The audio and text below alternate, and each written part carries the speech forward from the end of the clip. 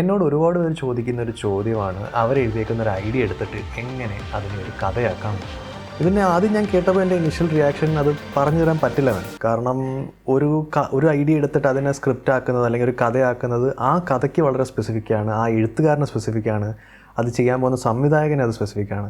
അപ്പോൾ ഒരു ഐഡിയ എടുത്തിട്ട് ഇത് ചെയ്യൂ ഇങ്ങനെ ചെയ്തു കഴിഞ്ഞാൽ നിങ്ങളുടെ ഐഡിയ ഒരു കഥയാക്കാൻ പറ്റുമെന്ന് പറഞ്ഞാൽ നടക്കുന്ന കാര്യമായിരുന്നില്ല. എനിക്ക് ആകെ ചെയ്യാൻ പറ്റുന്നത് എന്താണെന്ന് വെച്ച് കഴിഞ്ഞാൽ നിങ്ങളുടെ ഓരോരുത്തരുടെ ഐഡിയ എടുത്തിട്ട് അതിൻ്റെ അകത്തിരുന്ന് അതിനെ ഓരോരോ സ്റ്റെപ്പ് ബൈ സ്റ്റെപ്പ് ഇരുന്ന് ഡെവലപ്പ് ചെയ്യുക എന്നുള്ളതാണ്. പക്ഷേ ഞാനൊരു മനുഷ്യൻ വിചാരിച്ചു കഴിഞ്ഞാൽ അതെല്ലാവരുടെയും ചെയ്തു തരാൻ പറ്റത്തില്ല. എന്നാൽ എനിക്ക് നിങ്ങളെ സഹായിക്കണമെന്നുണ്ട്. കാരണം ഞാൻ തുടങ്ങുന്ന സമയത്ത് ആരുടെയെങ്കിലും ആ ഒരു പ്രോസസ്സ് കണ്ടിരുന്നെങ്കിൽ എനിക്ക് എന്ത് ഉപയോഗപ്രദമായിരുന്നേനെ എന്ന് എനിക്കറിയാം. അപ്പോൾ ഞാൻ ഇതിനെന്താ ചെയ്യാൻ പറ്റുക എന്നൊരു സൊല്യൂഷൻ കണ്ടെത്താനായിട്ട് ഞാൻ എൻ്റെ മൈൻഡിന് വിട്ടുകൊടുത്തു. ആ കണ്ടെത്തിയ സൊല്യൂഷനാണ് ഇന്ന് ഈ വീഡിയോയിൽ പറയുന്നത്. ഈ ചാനലിലേക്ക് വീണ്ടും സ്വാഗതം. ഹായ്, ഞാൻ ആഷിഖ് സതീഷ്, ഒരു എഴുത്തുകാരനും സംവിധായകനും. എങ്ങനെ നല്ല കഥകൾ പറയാം, അതിലൂടെ എങ്ങനെ ലോകം നന്നാക്കാം എന്നുള്ളതാണ് നമ്മൾ ഈ ചാനലിൽ സംസാരിക്കുന്നത്. ഞാൻ സ്കൂളിൽ പഠിക്കുന്ന സമയത്ത് ഞാൻ ഒരുപാട് ഗെയിം കളിച്ചിരുന്നു. അതിലെനിക്ക് ഏറ്റവും ഇഷ്ടമുണ്ടായിരുന്ന ഒരു കളി എന്ന് പറയുന്നത് SimCity എന്ന് പറയുന്ന ഒരു കളിയായിരുന്നു. അതിലെന്താ ചെയ്യുന്നതെന്ന് വെച്ച് കഴിഞ്ഞാൽ നമുക്ക് അതൊരു പ്ലോട്ട് ഓഫ് ലാൻഡ് തരും. ആ ലാൻഡ് നമ്മൾ ഡെവലപ്പ് ചെയ്ത് ഒരു സിറ്റി ആക്കി എടുക്കണം. ഞാൻ ഈ കളിയിൽ അത്യാവശ്യം നല്ല സ്കിൽഡും ആയിരുന്നു. ഞാൻ ഒരിക്കൽ ഒരു സിറ്റി ഉണ്ടാക്കി. ആ സിറ്റി വാസ് സോ ഗുഡ്. അതിൻ്റെ അകത്ത് എന്തൊക്കെ സംഭവിച്ചു കഴിഞ്ഞാലും, എന്തൊക്കെ ഡിസാസ്റ്റർ സംഭവിച്ചു കഴിഞ്ഞാലും ആ സിറ്റി തിരിച്ച് റിക്കവർ ചെയ്ത് it will be back on track. ഞാൻ ആ സിറ്റിയിൽ പുതുതായിട്ടൊന്നും ചെയ്തില്ലെങ്കിലും ആ സിറ്റി കെപ്റ്റ് ഓൺ ഡെവലപ്പിങ്. അപ്പോൾ ഇത് കുറച്ച് നാൾ കളിച്ച് കഴിഞ്ഞപ്പോഴത്തേക്ക് എനിക്ക് ബോറടിച്ചു തുടങ്ങി. അങ്ങനെ ഇരിക്കെ ഞാൻ ആ സിറ്റിയിൽ ഡിസാസ്റ്ററിൻ്റെ പുറത്ത് ഡിസാസ്റ്റർ ഇട്ട് ഞാൻ ആ സിറ്റി നശിപ്പിച്ചെടുത്തു. അതിനുശേഷം ഞാൻ ആ കളി പിന്നീട് ഒരിക്കലും കളിച്ചിട്ടുണ്ടായിരുന്നില്ല. കുറച്ച് മാസങ്ങൾക്ക് മുമ്പ് എനിക്ക് ആ കളി വീണ്ടും ഒന്ന് കളിച്ചാൽ കൊള്ളാം എന്നൊരു ആഗ്രഹം തോന്നി. എനിക്ക് സ്ട്രാറ്റജിയും ക്രിയേറ്റീവ്ലി ആ സ്ട്രാറ്റജി ഇംപ്ലിമെൻറ്റ് ചെയ്യുന്നത് വളരെ ഇഷ്ടമുള്ളൊരു കാര്യമാണ്. ഇത് തന്നെയാണ് സംവിധാനം ചെയ്യുമ്പോഴും നമ്മൾ ചെയ്യുന്നത്. ഒരു ലക്ഷ്യം വെച്ചിട്ട് അതിനെ ഓരോരോ ഗോളായിട്ട് ഡിവൈഡ് ചെയ്തിട്ട് അതിൽ ഓരോരോ ഗോൾ എത്തിക്കാനായിട്ടുള്ള നമ്മൾ ഓരോ കരുക്കൾ നീക്കുന്നതാണ് ബേസിക്കലി ഒരു സിനിമാ സംവിധായകനും ചെയ്യുന്നത്. അപ്പം സെറ്റിൽ കയറിയിട്ട് ഒരു വർഷം ആയതുകൊണ്ട് എനിക്ക് അത് ഭയങ്കരമായിട്ട് മിസ് ചെയ്യുന്നുണ്ടായിരുന്നു, ആ ക്രിയേറ്റീവ്ലി സ്ട്രാറ്റജി ഉപയോഗിച്ചിട്ട് ഓരോ സൊല്യൂഷൻ കണ്ടുപിടിക്കുന്നത്. അങ്ങനെ ഇരിക്കും എനിക്ക് ഈ കളികൾ വീണ്ടും കളിക്കാനൊരു താല്പര്യം തോന്നി. ഇപ്പോഴത്തെ വേർഷൻ ഓഫ് SimCityക്ക് ഒരുപാട് ക്രിറ്റിസിസം ഉണ്ടായിരുന്നു. അതെനിക്ക് ഇൻസ്റ്റാൾ ചെയ്ത് കളിക്കാൻ തോന്നിയില്ല. അപ്പം ഞാനൊരു സിറ്റി സ്കൈലൈൻസ് എന്ന് പറഞ്ഞിട്ട് ഇതേ സ്ട്രാറ്റജിയിലുള്ള വേറൊരു കളി കണ്ടെത്തി. ഈ കളി സ്റ്റീം എന്ന് പറഞ്ഞൊരു പ്ലാറ്റ്ഫോമിലായിരുന്നു. ഞാൻ കഴിഞ്ഞ കുറേ വർഷമായി ഗെയിം പോലും കളിക്കാത്തതുകൊണ്ട് സ്റ്റീം എന്താണ് എന്ന് പോലും എനിക്കറിയാൻ പാടില്ലായിരുന്നു. അങ്ങനെ ഞാൻ സ്റ്റീമിലൊരു അക്കൗണ്ട് ഉണ്ടാക്കി. അറിയാൻ പാടില്ലാത്തവർക്ക് സ്റ്റീം നമ്മുടെ ഫോണിലെ ഒരു ആപ്പ് സ്റ്റോർ പോലെ ചിന്തിച്ചാൽ മതി. ഗെയിമുകളുടെ ഒരുപാട് കളക്ഷനുള്ള ഒരു ആപ്പ് സ്റ്റോർ. ഓക്കെ, അങ്ങനെ ഞാൻ ഈ ഗെയിം ഡൗൺലോഡ് ചെയ്തു, ഇൻസ്റ്റാൾ ചെയ്തു. അതിന് 700 രൂപയും കണ്ടായിരുന്നു എൻ്റെ ചാർജ്. എൻ്റെ കയ്യിൽ 700 രൂപ തന്നെ കഷ്ടിയായിരുന്നു ബാങ്ക് അക്കൗണ്ട് ഉണ്ടായിരുന്നത്. എന്നാലും ഞാൻ അത് കൊടുത്ത് വാങ്ങിച്ചു. കാരണം എനിക്ക് ഒരു സ്ട്രാറ്റജി അങ്ങനെ എന്തെങ്കിലും ഒന്ന് ക്രിയേറ്റീവ്ലി സ്ട്രാറ്റജിക്കലി എന്തെങ്കിലും ചെയ്തിട്ട് കുറേ നാളായിട്ട് I was desperate to do something. അങ്ങനെ ഞാൻ ഉള്ള കാശ് കൊടുത്ത് അത് ഞാൻ വാങ്ങിച്ച് ഇൻസ്റ്റാൾ ചെയ്തു, കളിച്ചു തുടങ്ങി. പക്ഷേ നമ്മൾ ഏതൊരു കളി ആദ്യം കളിച്ചു തുടങ്ങാൻ നേരം നമുക്ക് അതിനെക്കുറിച്ച് ഒരുപാട് കാര്യങ്ങൾ അറിയാൻ പാടില്ലല്ലോ. അപ്പോൾ ഞാൻ യൂട്യൂബിൽ പോയിട്ട് ഈ കളിയുടെ ഗെയിം പ്ലേ വീഡിയോസ് സെർച്ച് ചെയ്തു. അങ്ങനെ ഞാൻ ഒരു യൂട്യൂബ് ചാനലിലെത്തി. എനിക്ക് ആ കളി കളിക്കാൻ ആവശ്യമുണ്ടായിരുന്ന കുറേ ഉത്തരങ്ങൾ എനിക്ക് അയാളുടെ വീഡിയോസിൽ നിന്ന് കിട്ടി. അപ്പോൾ ഞാൻ ആ ചാനലിൽ നോക്കിയപ്പം അയാളുടെ ചില പ്ലേ ലിസ്റ്റുകൾ ഉണ്ടായിരുന്നു. അതിൽ പുള്ളി ഒന്നുമില്ലാത്തതിൽ നിന്ന് തുടങ്ങിയിട്ട് ഒരു ബ്ലാങ്ക് എംപ്റ്റി പ്ലോട്ട്, എല്ലാവരും തുടങ്ങുന്ന പോലെ ഒരു ബ്ലാങ്ക് എംപ്റ്റി പ്ലോട്ടിൽ നിന്ന് അങ്ങേര് തുടങ്ങിയിട്ട് പുള്ളി ഒരു വലിയ ഹൈലി ഫങ്ഷനിങ് സിറ്റി ഡെവലപ്പ് ചെയ്ത ഒരു ഫുൾ വീഡിയോ സീരീസ് പുള്ളിയുടെ ഉണ്ടായിരുന്നു. From the start to the end അങ്ങേര് എടുത്ത ഓരോ ഡിസിഷൻസ്, അത് എന്തുകൊണ്ട് എടുത്തു, എവിടെ എടുത്തു, എങ്ങനെ ഇംപ്ലിമെൻറ്റ് ചെയ്തു എന്ന് പറയുന്ന ഒരു ഓൾമോസ്റ്റ് ഒരു 30-40 വീഡിയോസ് ഉള്ള ഒരു എൻറ്റയർ സീരീസ്. ആ ഒരു വീഡിയോ ഏകദേശം ഒരു 20-30 മിനിറ്റോളം ഉണ്ടായിരുന്നു ആ വീഡിയോ സീരീസ്. ഞാൻ ഇത് ആദ്യത്തെ എപ്പിസോഡ് കണ്ടു, രണ്ടാമത്തെ എപ്പിസോഡ് കണ്ടു. ഞാൻ അങ്ങനെ കുത്തിയിരുന്ന് ഇദ്ദേഹം ചെയ്തേക്കുന്ന 10-40 വീഡിയോസ് ഞാൻ ഒറ്റ ഇരിപ്പിലിരുന്ന് ചെയ്ത് ഞാൻ പഠിച്ചു. അതും ഈ പുള്ളി ഇത് ചെയ്തേക്കുന്ന 1-2 ദിവസമോ മാസങ്ങൾ കൊണ്ടല്ല, 1-2 വർഷങ്ങൾക്ക് മുമ്പ് തുടങ്ങി അതെങ്ങനെ പ്രോഗ്രസ് ചെയ്തു എന്നുള്ള എൻറ്റയർ ട്രാൻസിഷനായിരുന്നു ആ വീഡിയോ സീരീസിൽ ഉണ്ടായിരുന്നത്. ആ വീഡിയോ സീരീസ് ഭയങ്കര ഇൻസ്പയറിംഗ് ആയിരുന്നു. അത് കണ്ട ശേഷം എനിക്ക് പിന്നെയും ഗെയിം കളിക്കാനുള്ള ആഗ്രഹം തോന്നി. അവിടെ നിന്ന് എനിക്ക് കുറേ സ്ട്രാറ്റജികളും ടെക്നിക്കും കിട്ടി. ആ ഗെയിമിൽ നമ്മളൊരു കളി തുടങ്ങാൻ നേരം നമുക്ക് കിട്ടുന്ന ടെറൈൻ ഭയങ്കര ഡിഫറെൻ്റ് ആയിരിക്കും. ഞാൻ തുടങ്ങുമ്പോൾ കിട്ടുന്ന ടെറൈൻ ആയിരിക്കില്ല ചിലപ്പോൾ നിങ്ങൾക്ക് കിട്ടുന്ന തുടങ്ങുമ്പോൾ കിട്ടുന്ന ടെറൈൻ. തുടങ്ങുമ്പോൾ ഉണ്ടാകുന്ന ഫണ്ട്സ് ആയിരിക്കത്തില്ല ചിലപ്പോൾ നിങ്ങൾക്ക് ഉണ്ടാകുന്നത്. നിങ്ങൾക്കുള്ള ആ ലാൻഡിലെ റിസോഴ്സസ്, ചിലപ്പോൾ അവിടെ ഓയിൽ ഉണ്ടായിരിക്കാം, ചിലപ്പോൾ അവിടെ ഗോൾഡ് ഉണ്ടായിരിക്കാം. ഓരോ ടെറൈനും വ്യത്യസ്തമാണ്. അതിൽ നിങ്ങൾക്ക് ചെയ്യാൻ പറ്റുന്ന കാര്യങ്ങളും ഡിഫറെൻ്റ് ആണ്. അപ്പം നമുക്ക് ഓരോ മനുഷ്യർക്കും, ആ കളി കളിക്കുന്ന ഓരോ മനുഷ്യർക്കും അവരുടേതായ ഒരു ഐഡിയ ഉണ്ടായിരിക്കും. ഇങ്ങനെ ആയിരിക്കണം സിറ്റി ഉണ്ടാവണം, ഇങ്ങനെ ആയിരിക്കണം, അങ്ങനെ ആയിരിക്കണം സിറ്റി ഉണ്ടാവുക എന്നുള്ള ഐഡിയാസ് ഉണ്ടായിരിക്കും. അപ്പോൾ ഈ ഗെയിം കളിക്കുന്ന ആ പുള്ളിക്ക് ഓരോരുത്തരെ സഹായിക്കണം എന്നുണ്ടെങ്കിൽ പുള്ളിക്ക് ഞാൻ നേരത്തെ പറഞ്ഞ പോലെ ഓരോരുത്തരുടെ കൂടെ ഇരുന്ന് അവരുടെ ഐഡിയ മനസ്സിലാക്കി അവരുടെ ടെറൈൻ എടുത്ത് അതിൽ എന്തൊക്കെ പ്രോസ് ആൻഡ് കോൺസ് ഉണ്ട് എന്നുള്ളത് മനസ്സിലാക്കി അതിനെ അഡ്ജസ്റ്റ് ചെയ്ത് അതിനനുസരിച്ചിട്ട് പുള്ളിയുടെ സ്ട്രാറ്റജി മാറ്റി ഓരോരുത്തരുടെ അടുത്തിരുന്ന് ഇതെല്ലാം ചെയ്തു കൊടുക്കേണ്ടി വരും. പക്ഷേ അത് നടക്കുന്ന കാര്യമല്ല. അങ്ങനെ ഇരുന്നാൽ പോലും ഇദ്ദേഹത്തിൻ്റെ ഈ വീഡിയോ സീരീസിൽ നിന്ന് ഞാൻ ഒരുപാട് പഠിച്ചിരുന്നു. പുള്ളിക്ക് ഉണ്ടായിരുന്ന ചലഞ്ചസിനെ പുള്ളി എങ്ങനെ സോൾവ് ചെയ്തു എന്നുള്ളതായിരുന്നു പുള്ളി ആ വീഡിയോ സീരീസിൽ പറഞ്ഞത്. അപ്പോഴാണ് എൻ്റെ തലയിൽ ക്ലിക്ക് ആവുന്നത്, ഇങ്ങനെയൊരു സീരീസ് എന്തുകൊണ്ട് നമുക്കൊരു സിനിമ ഉണ്ടാക്കുന്നതിലോ അല്ലെങ്കിൽ ഒരു കഥ ഉണ്ടാക്കുന്നതിലോ ചെയ്തുകൂടാ? ഒരു game play of art creation അല്ലെങ്കിൽ game play of story creation, അങ്ങനത്തെ ഒരു ഗെയിം പ്ലേ വീഡിയോ സീരീസ് എന്തുകൊണ്ട് ചെയ്തുകൂടാ? ഇപ്പോൾ നിങ്ങൾ ആലോചിച്ച് നോക്കൂ, JK റൗളിംഗ് ഹാരി പോട്ടർ എഴുതുന്ന സമയത്ത് എന്തുകൊണ്ട് ഹാരി പോട്ടറിന് റൗണ്ട് സ്പെക്ടക്കിൾസ് കൊടുത്തു? അല്ലെങ്കിൽ കടലിൻ്റെ അടിയിൽ മുങ്ങിക്കിടക്കുന്ന ടൈറ്റാനിക് ഷിപ്പ് ആദ്യമായി കാണുന്ന ജെയിംസ് കാമറൂണിൻ്റെ മനസ്സിൽ എന്തായിരുന്നു തോന്നിയിരുന്നത്? കാരണം ആ തോന്നലാണ് പുള്ളിക്ക് പിന്നീട് ഒരുപാട് ഓസ്കേഴ്സ് നേടിക്കൊടുത്തത്. ഇതൊന്നും നമുക്ക് അറിയാൻ പാടില്ല. ഇതൊക്കെ അറിഞ്ഞിരുന്നെങ്കിൽ മറ്റൊരു തുടക്കക്കാരന് ചിലപ്പം യൂസ്ഫുൾ ആയേനെ. ഇനിയിപ്പോൾ അവർക്കങ്ങനെ ചെയ്യണമെന്നുണ്ടായിരുന്നെങ്കിൽ തന്നെ അന്ന് കാലത്ത് അത് വളരെ ബുദ്ധിമുട്ടുള്ളൊരു കാര്യമായിരുന്നു. ഒരു എഴുത്തുകാരന് അയാളുടെ മനസ്സിൽ തോന്നുന്ന കുറേ ഫൂളിഷ് തോട്ട്സ് അല്ലെങ്കിൽ ഒരു സിനിമാ സംവിധായകൻ്റെ തലയിലൂടെ പോകുന്ന ആയിരക്കണക്കിന് കാര്യങ്ങളിൽ ഓരോ കാര്യങ്ങൾ ഡോക്യുമെൻ്റ് ചെയ്യുക, അത് വീഡിയോ ആയി ഷൂട്ട് ചെയ്യുക, എഡിറ്റ് ചെയ്യുക, അത് എവിടെയെങ്കിലും പോസ്റ്റ് ചെയ്യുക, ഇത് അന്ന് കാലത്ത് എക്കണോമിക്കലി ഫീസിബിൾ അല്ലായിരുന്നു. കാരണം ഫിലിമിലായിരുന്നു ഷൂട്ട് ചെയ്തുകൊണ്ടിരുന്നത്, സൗണ്ട് റെക്കോർഡ് ചെയ്തുകൊണ്ടിരിക്കുക. ഇതെല്ലാം ഷൂട്ട് ചെയ്ത് എഡിറ്റ് ചെയ്ത് ഒരു വീഡിയോ ഉണ്ടാക്കിയിരുന്നു എങ്കിൽ തന്നെ, അത്രയും കാശ് മുടക്കി അന്ന് ചെയ്തിരുന്നു എങ്കിൽ തന്നെ അത് എവിടെ പബ്ലിഷ് ചെയ്യും, അത് എങ്ങനെ ആൾക്കാരിലേക്ക് എത്തിക്കും? ഇക്കാലത്ത് നമുക്ക് ഏത് ക്യാമറയിൽ വേണമെങ്കിലും നമ്മുടെ വീഡിയോ ആൻഡ് ഓഡിയോ റെക്കോർഡ് ചെയ്യാം, നമ്മുടെ തോട്ട്സ് റെക്കോർഡ് ചെയ്യാം, എന്നിട്ട് നമുക്ക് അതിനെ എഡിറ്റ് ചെയ്ത് യൂട്യൂബ് പോലെയുള്ള പ്ലാറ്റ്ഫോമിലിട്ട് ആ ചോദ്യത്തിന് ഉത്തരം തപ്പുന്ന ആൾക്കാരിലേക്ക് നമുക്ക് വളരെ എളുപ്പം തീരെ കാശ് ചിലവില്ലാണ്ട് നമുക്ക് ഇത് ചെയ്യാൻ പറ്റുന്ന ഒരു കാര്യമാണ്. ഇനി വരും കാലങ്ങളിൽ എങ്ങനെ ഒരു കലയുണ്ടായി എന്നുള്ള ഒരു ഗെയിം പ്ലേ സീരീസ് പോലത്തെ വീഡിയോസ് ഇനി ഒരുപാട് ഉണ്ടാകും എന്നുള്ളതാണ് എൻ്റെ ഒരു നിഗമനം. ഇത് തന്നെയാണ് എൻ്റെ മൈൻഡ് എനിക്ക് കണ്ടുപിടിച്ച സൊല്യൂഷൻ. ഒരു ഐഡിയ എടുത്ത് കഥയാക്കുന്ന ഒരു ഗെയിം പ്ലേ വീഡിയോ സീരീസ്. ഞാനിപ്പോൾ എൻ്റെ അടുത്ത കഥയുടെ എഴുത്തുപുരയിലാണ്. ആ ഗെയിമർ ചെയ്ത പോലെ ഈ ഐഡിയയെ ഒരു കഥയാക്കി മാറ്റി, ആ കഥയിൽ നിന്ന് സ്ക്രിപ്റ്റാക്കി മാറ്റി, സ്ക്രിപ്റ്റിൽ നിന്ന് സിനിമയാക്കി മാറ്റുന്നതിൻ്റെ ആ ഒരു ജേർണി എന്തുകൊണ്ട് എനിക്ക് ഡോക്യുമെൻ്റ് ചെയ്തുകൂടാ? എനിക്കത് വളരെ എളുപ്പം ചെയ്യാനുള്ള എല്ലാ ഉപകരണങ്ങളും എൻ്റെ കയ്യിലുണ്ട്. ആ ഗെയിമിൽ അയാൾ തുടങ്ങിയതുപോലെ ഒന്നുമില്ലായ്മയിൽ നിന്ന് ആകെ ഒരു 3-4 ലൈനിലെടുത്ത് അതിൽ നിന്ന് ഇതെല്ലാം ഡെവലപ്പ് ചെയ്യുന്നു, എങ്ങനെ ഓരോ ഡിസിഷൻ എടുക്കുന്നു, എന്തുകൊണ്ട് ഓരോ ഡിസിഷൻ എടുക്കുന്നു എന്നുള്ള ഒരു വീഡിയോ സീരീസ്. ആ ഐഡിയ എടുത്ത് കഥയാക്കി സ്ക്രിപ്റ്റാക്കി സിനിമയാക്കുന്ന പ്രോസസ്സിൽ ഞാൻ സക്സസ്ഫുൾ ആകുമെന്ന് ഞാൻ വിശ്വസിക്കുന്നു. പക്ഷേ ജീവിതമാണ്, എന്ത് സംഭവിക്കുമെന്ന് എനിക്ക് പറയാൻ പറ്റത്തില്ല.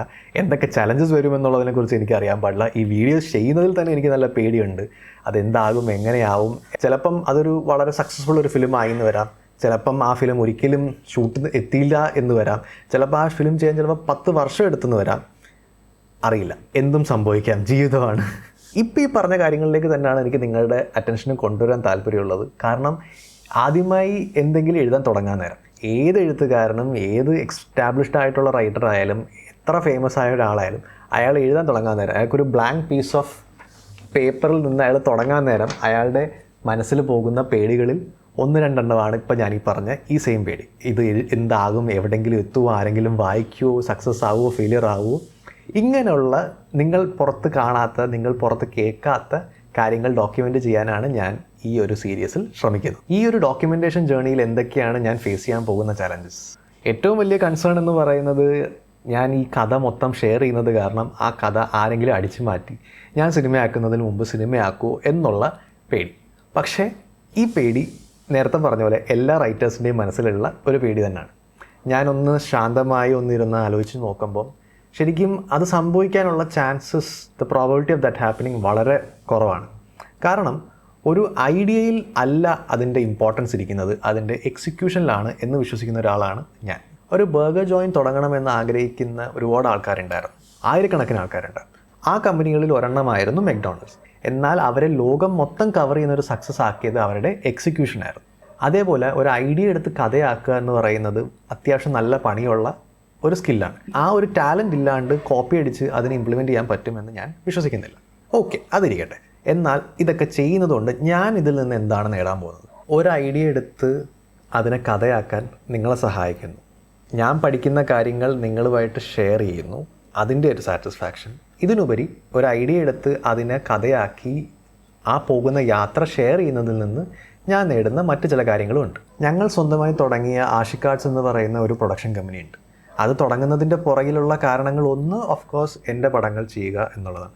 അതിനുപരി നിങ്ങളെപ്പോലുള്ള സിനിമ ചെയ്യാൻ ആഗ്രഹിക്കുന്ന ഒരുപാട് പേർ നമ്മുടെ ചുറ്റുമുണ്ട്. അവർക്ക് പറയാനുള്ള കഥകളും സിനിമയായി കാണാൻ അത് ചെയ്യാൻ സഹായിക്കുക എന്നുള്ള ലക്ഷ്യവും ആ കമ്പനി തുടങ്ങുന്നതിൻ്റെ പുറകിലുണ്ട്. അത് ചെയ്യണമെന്നുണ്ടെങ്കിൽ ആദ്യം ഞാൻ എൻ്റെ ഒരു ഐഡിയ എടുത്ത് അതിനെ സ്ക്രിപ്റ്റാക്കി സിനിമയാക്കുന്ന ആ ജേണിയിൽ ഞാൻ സക്സസ്ഫുൾ ആയിരിക്കണം. എന്നാൽ മാത്രമേ അതിൻ്റെ അകത്ത് എന്തൊക്കെ ചെയ്തു എന്ന് എനിക്ക് മനസ്സിലാക്കി അത് ഞാൻ നിങ്ങൾക്ക് പറഞ്ഞു തരാൻ പറ്റത്തുള്ളൂ. ഒരു ഐഡിയ എടുത്ത് കഥയാക്കി ആ കഥയെ സ്ക്രിപ്റ്റിൽ നിന്ന് സിനിമയാക്കുന്ന ആ പ്രോസസ്സ് ഇത് എൻ്റെ കഥയ്ക്കായാലും നിങ്ങളുടെ കഥയ്ക്കായാലും സെയിമാണ്. അപ്പോൾ ഞാനിരുന്ന് ആ പ്രോസസ്സ് ഡോക്യുമെൻ്റ് ചെയ്യുന്ന വഴി അതിൻ്റെ അകത്തുള്ള കാര്യങ്ങൾ എന്തൊക്കെ ചെയ്തു, എന്തൊക്കെ ഡിസിഷൻസ് എടുത്തു എന്ന് ഞാൻ കോൺഷ്യസ്ലി ഇരുന്ന് നോട്ട് ചെയ്ത് പഠിക്കുന്നതിൽ നിന്ന് ഈ സെയിം പ്രോസസ്സ് എനിക്ക് നിങ്ങളുടെ കഥകളിലും അപ്ലൈ ചെയ്യാൻ പറ്റും. അങ്ങനെ ചെയ്യണം എന്നുണ്ടെങ്കിൽ വളരെ നല്ലപോലെ ഡോക്യുമെൻ്റ് ചെയ്തേക്കുന്ന templates, process, check list, systems ഇങ്ങനെയുള്ള കാര്യങ്ങൾ ഉണ്ടെങ്കിൽ മാത്രമേ അത് എനിക്ക് ചെയ്യാൻ പറ്റത്തുള്ളൂ. ഞാൻ കോൺഷ്യസ്ലി എൻ്റെ പ്രോസസ്സ് ഞാൻ ഡോക്യുമെൻ്റ് ചെയ്യുന്ന വഴി എനിക്ക് അധികം എഫേർട്ട് എടുക്കാണ്ട്, കൂടുതൽ പണിയെടുക്കാണ്ട് ഈ പറഞ്ഞ സാധനങ്ങളെല്ലാം എനിക്ക് ക്രിയേറ്റ് ചെയ്യാനും പറ്റും. അത് നിങ്ങളുമായിട്ട് ഭാവിയിൽ ഷെയർ ചെയ്യാനും പറ്റും. ഇങ്ങനെ ചെയ്യുന്നതിൻ്റെ മറ്റൊരു അഡ്വാൻറ്റേജ് എന്താണെന്ന് വെച്ച് കഴിഞ്ഞാൽ ഈ വീഡിയോ സീരീസ് കാണുന്ന, ഈ കഥ ഒരു സിനിമയെ കാണണമെന്ന് ആഗ്രഹിക്കുന്ന ഒരു കൂട്ടം ആൾക്കാരെ എനിക്ക് സൃഷ്ടിക്കാൻ പറ്റും. ചിലപ്പോൾ അതൊരു 100 പേരായിരിക്കാം, ചിലപ്പോൾ 1000 പേരായിരിക്കാം, അറിയില്ല എത്ര പേരുണ്ടാവുന്നുള്ളത്. പക്ഷേ ആ ഒരു ഓഡിയൻസ് ബിൽഡ് ചെയ്യാൻ പറ്റും. പിന്നെ സിനിമ കണ്ട് ഇഷ്ടപ്പെടുന്ന ആൾക്കാർക്ക്, ഈ സിനിമ എങ്ങനെ ഉണ്ടായി എന്നറിയാൻ താല്പര്യമുള്ള ആൾക്കാർ ഈ ഒരു വീഡിയോ പ്ലേലിസ്റ്റ് വന്ന് കാണുമ്പോൾ അവർക്ക് തുടക്കം തൊട്ട് അവസാനം വരെ കണ്ടിന്യൂസ് ആയിട്ടിരുന്ന് ബിഞ്ച് വാച്ച് ചെയ്യാൻ പറ്റുന്ന ഒരു സെറ്റ് ഓഫ് നല്ല കോണ്ടൻറ്റും ഉണ്ടായിരിക്കും. അതൊരു വളരെ ഇൻട്രസ്റ്റിംഗ് പ്ലേലിസ്റ്റ് ആയിരിക്കും. അങ്ങനെ ഞാൻ വിശ്വസിക്കുന്നത് എനിക്കിതിൽ അഡ്വാൻറ്റേജസ് ആണ് എനിക്കിതിൽ ഡിസഡ്വാൻറ്റേജസിനെ കാട്ടിയും കൂടുതലുള്ളത്. നിങ്ങൾ അറിഞ്ഞിരിക്കേണ്ട ഒരു കാര്യം എന്താണെന്ന് വെച്ച് കഴിഞ്ഞാൽ ഞാൻ എഴുതുന്നത് ഇംഗ്ലീഷിലാണ്. കാരണം ഞാൻ ചിന്തിക്കുന്നത് ഇംഗ്ലീഷിലാണ്. മാത്രമല്ല എൻ്റെ വൊക്കാബുലറിയും ഗ്രാമർ നോളജും എല്ലാം എനിക്ക് ഇംഗ്ലീഷിലാണ് മലയാളത്തിനെക്കാട്ടിയും കൂടുതലായിട്ടുള്ളത്. നിങ്ങൾക്ക് ഇംഗ്ലീഷ് അത്ര കംഫർട്ടബിൾ അല്ല എന്നുണ്ടെങ്കിൽ നിങ്ങൾക്ക് ചിലപ്പം ഞാൻ എഴുതിയേക്കുന്ന ഭാഗം വായിക്കാൻ കുറച്ച് ബുദ്ധിമുട്ടുണ്ടായിരിക്കും. ഈ ഒരു യാത്ര കംപ്ലീറ്റ് ചെയ്യാൻ ചിലപ്പം 1 കൊല്ലം പിടിക്കാം, 2 കൊല്ലം പിടിക്കാം, ചിലപ്പോൾ 10 കൊല്ലം പിടിക്കാം, അറിയില്ല. പക്ഷേ എൻ്റെ മനസ്സിലുള്ളൊരു എക്സ്പെക്റ്റഡ് ടൈം ലൈൻ എന്താണെന്ന് നമുക്ക് നോക്കാം. പണ്ട് നമ്മൾ മെയ്സുകൾ സോൾവ് ചെയ്യാൻ നേരം ഒരു ചീറ്റ് ഉണ്ടായിരുന്നല്ലോ. നമ്മൾ സ്റ്റാർട്ടിംഗ് പോയിന്റിൽ നിന്ന് തുടങ്ങാതെ നമ്മൾ എവിടെ നിന്ന് എത്തണോ അവിടെ നിന്ന് തുടങ്ങിയിട്ട് നമ്മൾ പുറകോട്ട് ട്രേസ് ചെയ്യാറുണ്ടല്ലോ. അതേപോലെ നമുക്ക് ഈ ജേർണിയുടെ ലാസ്റ്റ് പോയിന്റിൽ നിന്നും തുടങ്ങാം. 2022 നവംബർ ഡിസംബർ, അതായത് അടുത്ത കൊല്ലം അവസാനത്തോടെ ഈ സിനിമ ചെയ്ത് തീർത്ത് ഇത് തിയേറ്ററുകളിൽ എത്തിക്കണം എന്നുള്ളതാണ് ഞാൻ എൻ്റെ മനസ്സിൽ കാണുന്ന ഒരു ലക്ഷ്യം. അടുത്ത കൊല്ലം അവസാനത്തോടെ സിനിമ എത്തിക്കണം എന്നുണ്ടെങ്കിൽ ഈ കൊല്ലം അവസാനത്തോടെ എനിക്ക് അതിൻ്റെ കഥ മൊത്തം എഴുതി തീർത്താൽ മാത്രമേ അതിന് സാധിക്കത്തുള്ളൂ. അപ്പം ഈ കൊല്ലം നവംബർ ഡിസംബർ 2021 നവംബർ ഡിസംബറോടെ ആദ്യം കഥ മൊത്തം കംപ്ലീറ്റ് ചെയ്യണം. ഈ കൊല്ലം അവസാനത്തോടെ കഥ കംപ്ലീറ്റ് ചെയ്ത ശേഷം ജനുവരി അടുത്ത കൊല്ലം തൊട്ട് അതിനെ സ്ക്രിപ്റ്റ് ആക്കുന്ന പ്രോസസ്സ് സ്റ്റാർട്ട് ചെയ്യാം. അതിനെ സ്ക്രിപ്റ്റാക്കി സ്റ്റാർട്ട് ചെയ്ത് പ്രീ പ്രൊഡക്ഷൻ വർക്ക് ഏകദേശം ഏപ്രിൽ 2022 തുടങ്ങാൻ പറ്റും എന്നുള്ളതാണ് ഞാൻ മനസ്സിൽ കാണുന്ന ഒരു യാത്ര. ഞാൻ മുന്നറിവ് ചെയ്ത പോലെ ഇതിനെ ഒരു ക്രൗഡ് ഫണ്ടഡ് ഫിലിമാക്കി ചെയ്യണമെന്ന് ആഗ്രഹമുണ്ട്. അത് ചെയ്യാൻ പറ്റുമോ എന്നുള്ളതും എനിക്ക് അറിഞ്ഞുകൂടാ. അത് നമുക്ക് ഈ യാത്രയിൽ മുമ്പോട്ട് പോകുന്നതനുസരിച്ചിട്ട് നമുക്ക് അതും കാണാം. അപ്പം അത് ക്രൗഡ് ഫണ്ട് ചെയ്ത് ചെയ്യണം എന്നുണ്ടെങ്കിൽ ആദ്യം നമ്മളൊരു ഓഡിയൻസ് ബിൽഡ് ചെയ്യണം. എൻ്റെ ഒരു ഐഡിയ എന്താണെന്ന് വെച്ച് കഴിഞ്ഞാൽ ആദ്യം ഈ കഥയെ ബുക്കായിട്ട് പബ്ലിഷ് ചെയ്ത് ആ ബുക്കിനെ പിന്നീട് സ്ക്രിപ്റ്റാക്കി സിനിമയാക്കുമ്പോഴത്തേക്ക് ഈ ഒരു ഗ്യാപ്പ് ഉണ്ടല്ലോ, 1 കൊല്ലത്തെ ഗ്യാപ്പിനിടയ്ക്ക് ആ ബുക്ക് വായിച്ച് അതിനൊരു ഓഡിയൻസ് ബിൽഡ് ചെയ്യും. അത് സിനിമയായി കാണാൻ താല്പര്യമുള്ള ഒരു ഓഡിയൻസിനെ ബിൽഡ് ചെയ്യാനും പറ്റും. മാത്രമല്ല ഈ ചെയ്യുന്ന യൂട്യൂബ് വീഡിയോകൾ അടുത്ത കൊല്ലം ഏപ്രിലോടെ ഏകദേശം ഒരു 1000 പേരൊക്കെ കാണുന്ന ഒരു സീരീസായി മാറും എന്നുള്ളതാണ് ഞാൻ മനസ്സിൽ കാണുന്ന ഒരു ലക്ഷ്യം. അറിയില്ല, നമുക്ക് മുമ്പോട്ട് പോകുന്ന വഴിക്ക് നമുക്ക് നോക്കാം അതൊക്കെ എങ്ങനെയാകും എന്നുള്ളത്.